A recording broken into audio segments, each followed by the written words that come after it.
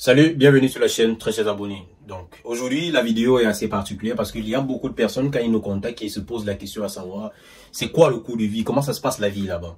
Vous voyez? Donc, ce sont des questions que beaucoup de personnes se posent. Ils aimeraient savoir. Ce sont des trucs que moi également, j'aurais beaucoup aimé savoir avant de voyager ici. Notamment sur la question de la nutrition. Est-ce que c'est facile de manger en Russie? Est-ce que c'est difficile de manger en Russie? Déjà, je vais essayer de répondre sur la question de la nutrition en disant que pour moi, personnellement, c'est bien abordable de manger en Russie.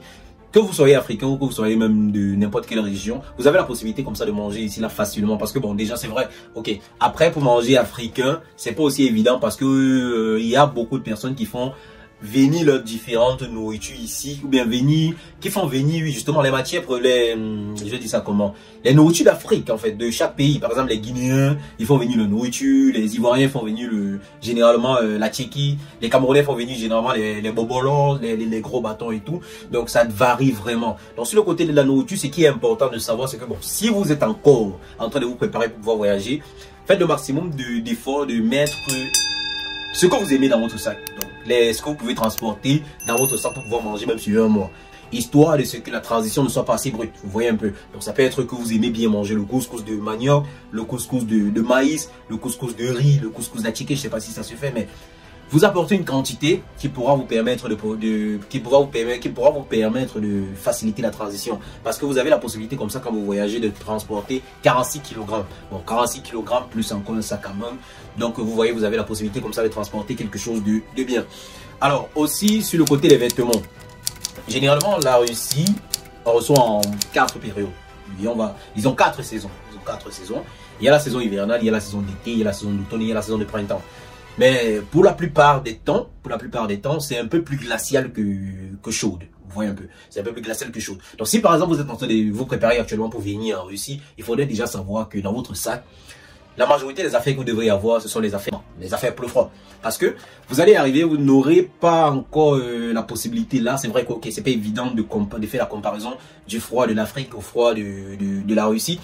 Mais c'est important, si vous vous préparez à venir en Russie en période hivernale, de mettre dans votre sac des trucs du froid. Donc ça c'est en ce qui concerne les vêtements, parce que dans un premier temps, vous allez déjà d'abord gérer ces vêtements là. Je vais pas vous mentir, les vêtements en Russie et en Afrique, il n'y a pas de grande différence. Il n'y a pas de grande différence. La chemise qui coûte 10 000 va toujours coûter un truc comme 11 000. Parce qu'il y aura une différence légère de, bon, je parle en France CFA, de 1000 francs, de 2000, de 500. Parfois même c'est beaucoup plus moins cher ici que là-bas, c'est beaucoup plus moins cher là-bas qu'ici. Donc ça dépend vraiment de la qualité du vêtement et de la période également. Donc c'est pour cela que je vous dis, quand vous venez en période hivernale comme maintenant, il est important pour vous de mettre des vêtements froids. Parce que vous allez arriver ici, les vêtements froids seront chers. Ça c'est clair, les vêtements froids seront chers. Donc vous devez prévoir cela pour pouvoir vous habiller normalement. Et puis en arrivant, vous aurez déjà les vêtements froids.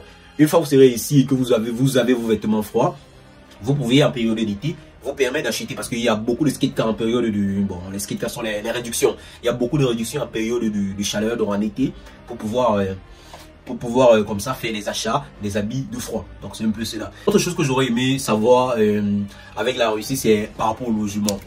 Il y a beaucoup qui n'aiment pas vraiment les cités universitaires. Donc le simple fait de dormir avec quelqu'un dans une chambre, ça ne l'arrange pas. Ça dépend. Il faudrait déjà avoir les moyens pour pouvoir se permettre cela. Il faudrait déjà avoir les moyens pour pouvoir se permettre de dire que tu vas rester seul dans ta chambre seul. Tu vas rester seul peut-être dans ta chambre de cité seul. Mais pour cela, il faudrait mettre les moyens en place pour pouvoir faire cela. Donc, quelque chose que j'aurais aimé savoir, c'était par rapport aux différents prix de logement. C'est vrai que c'est pas évident. Tout le monde ne vous dit pas ça comme ça et tout. Mais c'est beaucoup plus moins cher de vivre en cité universitaire. C'est beaucoup plus moins cher de vivre en cité universitaire que de vivre en appartement, de vivre dans un studio et tout. Ça, c'est plutôt logique. Mais maintenant, comment est-ce qu'on gère cela? Donc, pour les logements, de ma propre expérience, ce que je sais, c'est que les grandes villes sont beaucoup plus chères que les petites villes. Vous voyez un peu, les grandes villes sont beaucoup plus chères que les petites villes. Vous allez partir peut-être à Novosibirsk, où l'appartement de 10 000, vous pouvez avoir des appartements de 10 000, de 14 000, de 15 000. Or, à Moscou, le même standing d'appartement de 15 000, vous allez trouver ça à Moscou dans les 30 et 45 000 et plus. Donc, ça dépend vraiment. Vous pouvez également être, on va dire quoi, à Tula, où la vie n'est pas très difficile, aussi comme à Tambov également, ouais. À Tambov, vous pouvez avoir des appartements, ou bien des appartements, des studios que vous pouvez louer. Des appartements ou des studios que vous allez louer à 20 000, que si vous partez à Moscou, vous allez trouver ça dans les 50 et 60 000.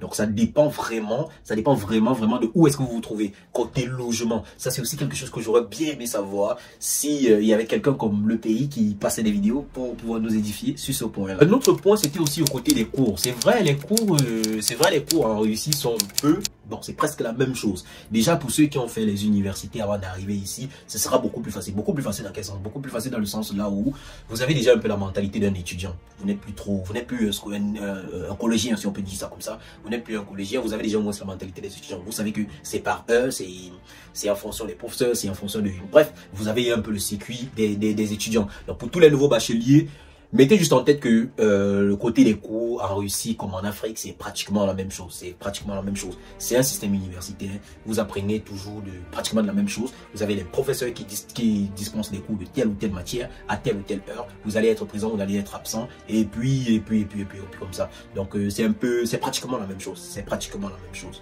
Ce que beaucoup de personnes aussi aimeraient savoir, c'est le côté de la mentalité. Les gars, une fois qu'on quitte l'Afrique, la mentalité pour certaines personnes change.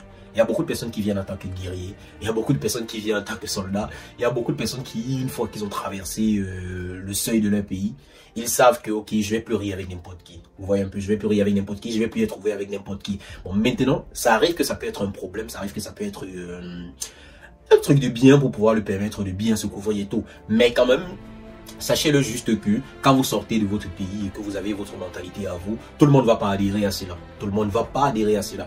Par exemple, ici, il y a les systèmes de colocation. Vous voyez, il y a les systèmes de colocation. Vous pouvez être appelé à vivre à deux dans une chambre. Vous ne vous connaissez pas, vous n'êtes jamais vu.